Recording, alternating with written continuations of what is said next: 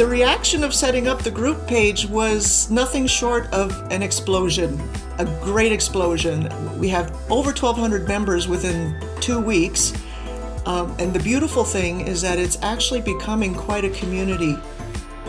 I'm Nathalie Bertin, and I am a multidisciplinary artist, and I live in Ontario. And I'm Lisa Shepherd, and I'm a Métis traditional artist and knowledge carrier, and I'm living on the west coast, BC.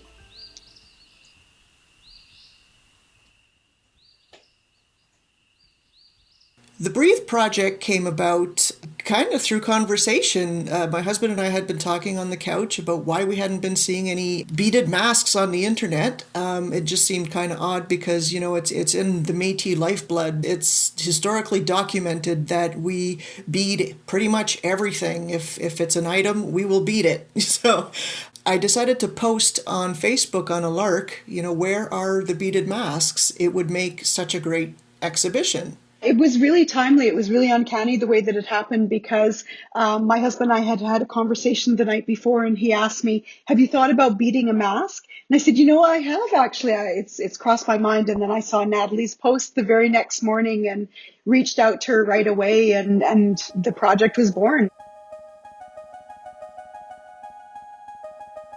You know, one of the things that we want to make sure that people understand is that these are not safety masks. These were never intended as masks that you wear to protect yourself or protect anybody else from virus. The healing that this does is from the artistic point of view. That's the purpose of these, is to get a community of people together to discuss what their experience is going through 21st century pandemic. That's it. They're artistic expressions. One day I was sitting in a classroom with high school students talking about what we were going to do on spring break. And then suddenly it was, we're not coming back after spring break. It was a lot to process. And for myself, I needed to work through those thoughts, and creating that first mask was working through those thoughts. It was very much about the paradox, creating something beautiful during a time that was so challenging and scary. I've used cut beads, which in the bead world, people know cut beads are really special because they catch the light and make things twinkle. And some jingles with some hand-tied fringe on there. So just the details that you would see in the old traditional Métis style, but being brought into a mask. The Indigenous groups of Canada have experienced pandemic in the not so recent past, so it made sense to include the Métis, First Nations, and Inuit groups of Canada. But as the pandemic started to wear on, we realized, you know, the virus doesn't know any borders, and so it makes sense to include everyone.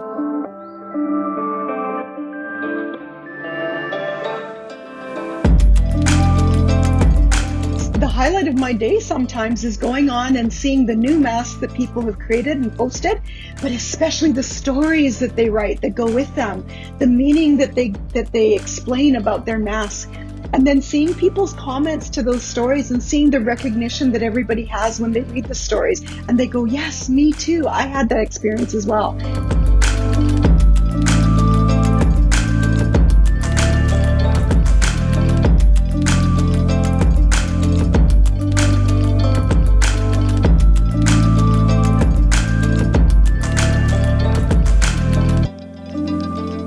There have been births, there have been deaths.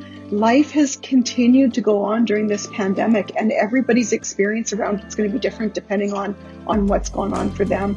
But I think that it's the healing aspect of it is just so important, and being able to express our experiences through the art.